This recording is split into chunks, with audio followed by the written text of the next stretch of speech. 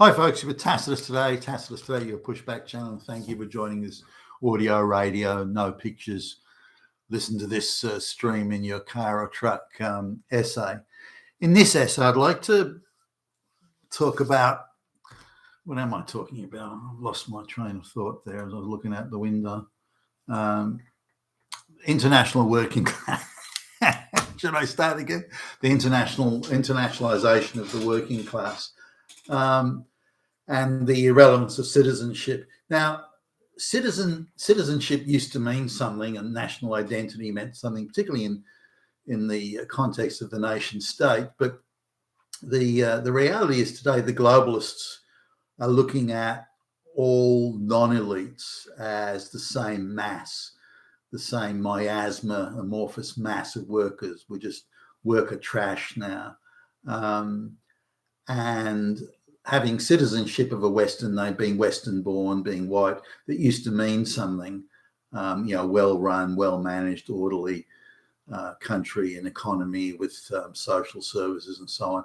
That's now not the case. You're now part of an international, trashy working class, and you're there as an arbitrary, maybe of use asset to the globalists. Now, 25 years or so ago, I went to a talk by what at the time was one of the leading pro-globalist propagandists of the day. You know, he was a guy in his early 30s with a multi-million-dollar a year job, and his sole job was to push globalization propaganda back in the day. He married into even more money, and so he was, well immunized from the effects of globalization, which were very, very early on in the early stages back in the time. But he lived in one of the wealthiest postcodes in Europe and holidayed vacationed in the wealthiest resorts in the world. He was completely immunized from any of the effects of globalization that he was so aggressively spruiking, and being handsomely paid for it, by the way.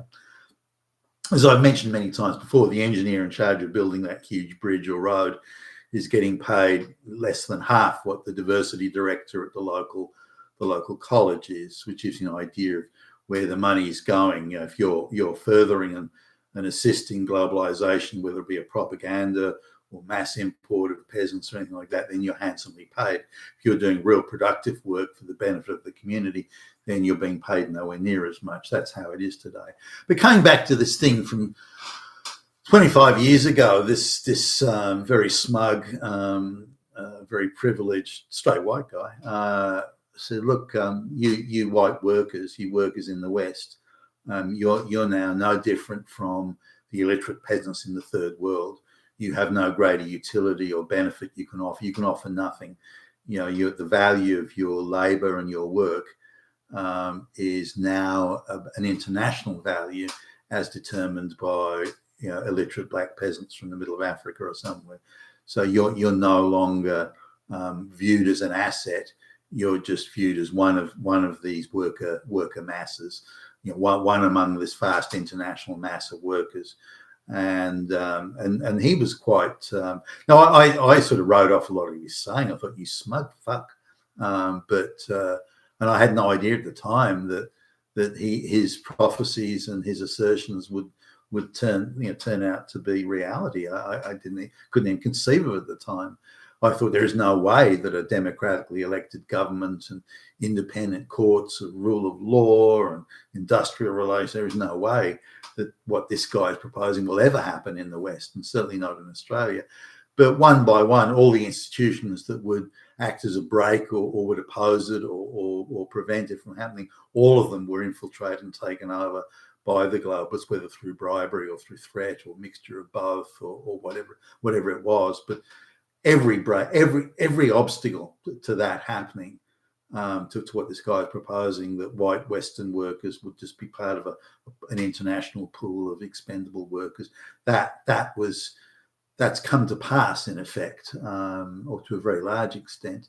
And we see it in, say, the gig economy, which back in the day didn't exist, when this guy was talking. But he prophesized that the gig economy would come along.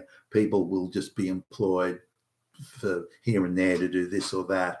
But the idea of full-time ongoing employment, the idea of benefits and holiday pay and this and that and the next thing, increasingly the lower skilled jobs will be increasingly eaten up by these international workers that will be brought in, and you're now part of the international class. So there was a few things. He said, firstly, you better educate yourself up with high-powered, in-demand skills, which is easy to say. I mean, that guy had no fucking skills. He was just a propagandist. And given his blunt manner of talking, there was nothing. There was no way he was trying to sell it or say. He was simply saying, this is how it's going to be. Not I'll make it attractive, this is why you should do it, but this is how it's going to be. Don't like it, too fucking bad, was his things. So what's guy? I don't know this guy had any skills other than being a useful flunky boy for the globalists, but useful propagandist. But anyway, his thing was, look, if you want to have the same standard of living, this is white workers, if you don't have the same standard of living in the future as you have now, you're going to have to work 30 to 40% more hours, or you're going to have to accept a 30 to 40%, which was, its factors turn out to be a 60 to 65% reduction in living standards. That is, reduction in the purchasing power of your paycheck. So if anything, his gloomy sort of prognostication as to the future was even he was talking bluntly. It's even turned out worse than he was saying. So that's he's saying. So white worker, you're just exactly the same as far as we're concerned. The globalists, you're nothing more than you're just the same as the illiterate black peasant from the heart. That's all you are. Now, given that the knowledge intensive jobs in the society have been shrinking at quite a rate, and the stuff being sent offshore to India and so on. But given the knowledge jobs in the community have been shrinking at quite a rate, what was considered a knowledge job 25, 30 years ago is not considered one now. So it's considered just a job that anyone can do. I remember when computerization was first entering sort of areas such as warehousing, for example. There was a new class of worker was introduced into warehousing who was the knowledge worker. They were the ones that ran the computers and crunched numbers and that sort of stuff. And there was still the worker drone, the dude that would stack the boxes or stack the cartons or something like that. But now the person stacking the cartons also does what was once knowledge work, and they're paid no more for it. So they're still paid as if they were a carton stacker or a floor sweeper, but they're now doing what was, again, 30, 40 years ago, something considered a knowledge job. So we're now in a situation in today where, with the gig economy, the mass migration of peasants, and the divide between citizenship, saying, well, citizenship doesn't mean anything anymore. It did, but there's a value to citizenship. The value was that you're a member of a society that's well run, well managed, well organized, and looks after its citizens and takes responsibility for its citizens. These sorts of things. That's now changed. That social contract's gone. You white working class guy, you're just the same again, as I mentioned a moment ago. You're the same as that illiterate African peasant in worker terms, and as citizenship has kind of ceased to exist, all you are now is a worker who happens to be in what was once a white Western country. That's all. So citizenship is largely an irrelevancy now, given that all the white Western countries have become repositories for black, brown, peasant, illiterate peasant migration, organised by the globalists, and increasingly the bottom end of jobs, the guys doing the courier deliveries and all sorts of jobs now, there are no benefits attached, or if they do have benefits, the pay is so bad that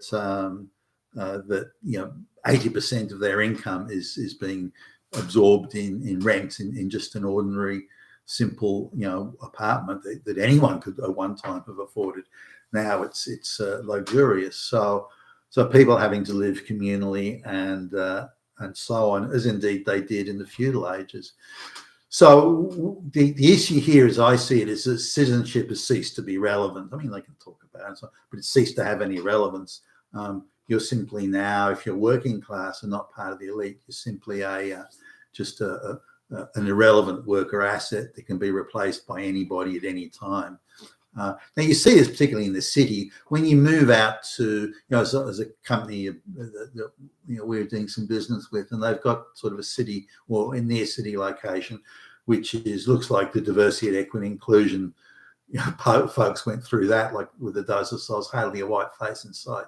But then they've got a rural area, probably 2 hours drive away from downtown Sydney, and it's 100% white sort of faces. But dropping in there to do a few things, the manager there or the HR people were apologising to me, apologising that there aren't enough black lesbians in there, and as if that needed apologising for. But that's how far things have gone down the sinkhole. But I wanted to make this point that citizenship is ceased to be relevant, and that the working class now is not the working class of that location, such as Britain or Australia or America or anywhere, but you're now part of an international miasma of expendable workers, and you'll be paid and treated accordingly. You've been with Tassus today, your Pushback channel. Thank you for listening.